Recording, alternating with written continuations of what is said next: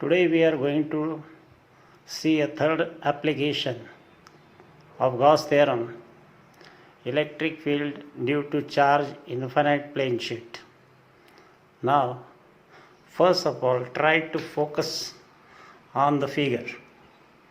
Now you can see that a plane sheet is there. On this plane sheet,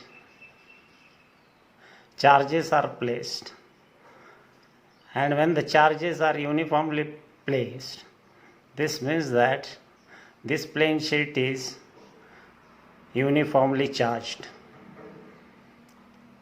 Now, first of all, we are going to consider this uniformly charged infinite plane sheet. आता ही जी आहे uniformly charge plain sheet. आता हा uniformly charge infinite plane sheet म्हणजे आपण काय म्हणतो, 11वीमध्ये जे बघितलं त्याला आपण नोटेशन दिलं होतं sigma. Sigma is equal to q upon A, which is called as surface charge density. आता ही सरफेस चार्ज डेन्सिटी जी आहे, this is because why, because sigma represents uniformly charged surface area. So therefore sigma is equal to q upon a, म्हणजे q is equal to काय आलं, sigma into a. Call this as equation 1. आता लक्षात आलंय का? पहिले दिस sheet घेतलं, charge ठेवले, युनिफॉर्मली चार्ज झालं, आणि ज्यावेळेस युनिफॉर्मली चार्ज झालं याला कन्सेप्ट कोणती लागू पडते, सरफेस चार्ज डेन्सिटीची. Now by symmetry, now figures shows the symmetry. इकडच्या बाजूला जितकं आहे हा सिलेंडर घेतला आहे आम्ही. आता इथं by symmetry we say that E is perpendicular to the plane sheet.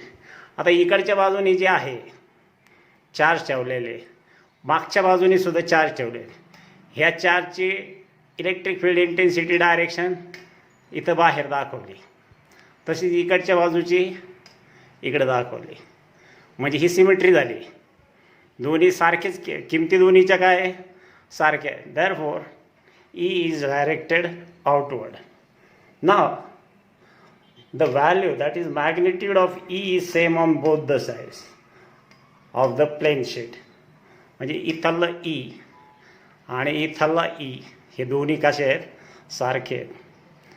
Now next point is that let P is equal to the point of distance R. हा पॉईंट P जो आहे प्लेन शीटपासून हा R डिस्टन्सवर घेतला आहे. So here when I say that P is the point at a distance R and E is the electric field at point P. म्हणजे ह्या पॉईंटला आता मी काय बघणार आहे, इथं E ची व्हॅल्यू काढणार आहे P पॉईंटला. म्हणून आम्ही तो E is said as the electric field at a point P. Now next point is that let us find the value of E at a point P due to the charge infinite plane sheet. PS म्हणजे काय, plane sheet. म्हणजे आता या फिगरमध्ये जेवढे charges आहेत यांच्यामुळे आपल्याला काय फाइंड करायची, value of E at point P. हे सगळ्यांचा परिणाम ह्या पी पॉईंटवर आपल्याला शोधायचा आहे.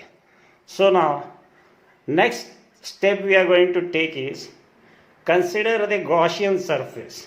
आता गॉशियन सरफेस म्हणजे काय, हा पी पॉईंट घेतला, ह्या पी पॉईंट भोवती जो काही सरफेस तयार झाला आणि त्या सरफेसपासून आम्ही सिलेंडर तयार केलं आहे किंवा ग्लास रॉड टाईप म्हणा. आता ही जी आहे याला गॉशियन सरफेस म्हणतो. Here it is written as this side and from other side. This is called as the Gaussian surface. Now, when I say that consider a Gaussian surface around the point P in the form of cylinder. In the form of cylinder. मग cylinder आलं म्हणजे त्याला cross sectional area आला, that is represented by A. Capital A is equal to cross sectional area of the cylinder. आणि length किती झाली total, right साईडने R आणि लेफ्ट साईडने R दोन्ही मिळून किती झाले, 2R. So total length of the cylinder is 2r. There is also the axis of the cylinder which is perpendicular to PS. आता ही जी सिलेंडर आहे पोकळी आहे ना पाईपासारखी, तुम्हाला सांगितलं मग नळाचा पाईप जो आहे त्याच्या आतमध्ये आपण इमॅजिन करू शकतो की दिस इज द ॲक्सिस सेंटरला, आणि ही जी आहे this is perpendicular to P S. P S म्हणजे काय? Plane sheet. Now by symmetry E is same at P and P dash. मग अशी सांगितलं की आता इलेक्ट्रिक फील्ड दोन्ही पॉईंटला कसं असेल? Same, but their directions are opposite. Last आता याच्यामध्ये flux passing through the curve surface is 0. आता मला एक सांगा, हा जो सिलेंडर आहे इमॅजिन करा, हा नळाचा पाईप आहे, पाणी कुठून बाहेर पडेल? This direction, that is along the direction E. इकडनं बाहेर कर्व सरफेसमधून पाणी पडतं कधी? नळाचं नाही. This means that flux coming out of the curve surface is 0. म्हणून आम्ही तिथे लिहिलं की flux passing through the curve surface is 0 आणि electric field is said to be tangential to the surface. आता टँजेन्शियल टू द सरफेस जे आहे म्हणजे ह्या कर्व सरफेसला ते टँजेन्शियल आहे. This is the geometrical point only they have mentioned. आता पुढचं ज्यावेळेस मॅथमॅटिकली आता विचार करतो आम्ही, आता we want to go to the procedure of finding the value of E. Now we know that as E and normal of surface, म्हणजे आता इथं ही फिगर आहे, ईची डायरेक्शन हेच. सरफेस जी आहे क्रॉस सेक्शन एरिया सरफेस त्याला परपेंडिक्युलर कुठं टाकणार? असा. म्हणजे हे दोन्हीची डायरेक्शन काय झाली? ईची आणि वेक्टर डी एसची they are same. When they are along the same direction means they are parallel. Theta काय झाला? 0 डिग्री. कॉस ऑफ थिटा काय आला? 1. So hence now we want to go for flux. आता we want to find the value of flux. आता फ्लक्सची value काढत असताना what we are doing? We are finding out the D. आता आपल्याला फ्लक्सची किंमत काढायची म्हटल्यानंतर डी फाय काय आला? आता हे 2 पॉईंटला फ्लक्स येणार, अर्धा राईट साईड अर्धा लेफ्ट साईड, म्हणजे पी आणि पी डॅश पशी. आता दोन्ही तोटीतून थोडक्यात पाणी किती पडतंय बाहेर म्हणजे तो झाला फ्लक्स. आता हा जो फ्लक्स आहे for P point we say that it is d phi. When we say that it is d phi म्हणजे आपलं equation line integral of E cos theta d S. Cos थिटाची किंमत 1, so it is E d S. E constant बाहेर घेतला 5 D S. आता हे integration of D एसला आम्ही represent करतो एरिया एने, since A is equal to line integral of ds. Therefore this equation becomes d phi at point p is equal to e into a. हे झालं right side. तसंच ह्या साईडला P डॅशला flux किती तो शोधायचा आहे. हे बघा flux d phi at P dash is equal to again same value line integral E cos theta d S. Cos थिटाची किंमत 1 E into d S, E into line integral d S आणि याची किंमत A. So we have got for P and for P dash same value E A आणि E A. मग ह्या दोन्हीचं मिळून टोटल फ्लक्स किती? Here it is total flux d phi P plus d phi P dash. दोन्हीच्या किमती टाकले E A it gives me 2 E A. म्हणजे phi is equal to 2 times EA. Call this as equation number 2. आता याच्यानंतर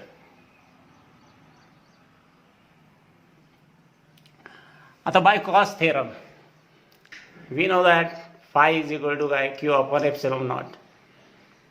आणि मग आपण 1 नंबरचं equation q is equal to sigma A ती टाकू याच्यामध्ये. So we get put equation 1 in 3 phi is equal to sigma a upon epsilon naught. आता 2 नंबरचं आणि 4 नंबरचं left hand sides are same. Therefore equating 2 and 4 equation, 2EA is equal to sigma upon epsilon naught A. A is common on both sides, cancel. Therefore E is equal to sigma upon 2 epsilon naught. And this is the value of electric field intensity due to a charge infinite plane sheet. हीच त्याची किंमत काढायची होती. हा झाला तुमचा formula. याच्यामध्ये आपण व्हॅल्यूज टाकल्या की आपल्याला इलेक्ट्रिक फील्ड इंटेन्सिटी किंमत काढता येते. So we will stop here. Now will take one example on this application.